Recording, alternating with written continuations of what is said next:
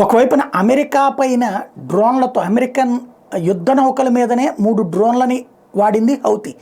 ఆ మూడింటిని దారిలోనే ధ్వంసం చేసింది అమెరికన్ డిఫెన్స్ సిస్టమ్.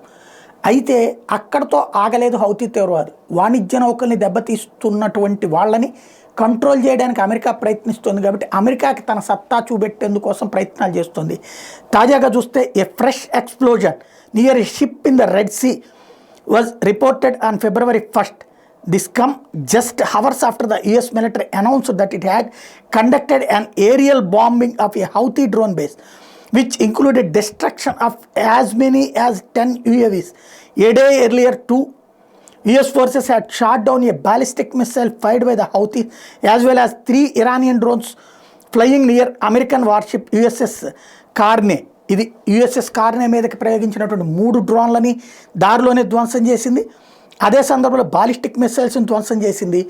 యెమెన్లో ఉన్నటువంటి హౌతీల స్థావరం మీద దాడి చేసి 10 మిసైల్స్ని ధ్వంసం చేస్తే అయినా మా దగ్గర ఆయుధాలు బోలెడన్ని ఉన్నాయని చూపెట్టేందుకోసమని హౌతీలు మళ్ళీ దాడికి పాల్పడడం అన్నటువంటి సంచలనం సృష్టిస్తోంది.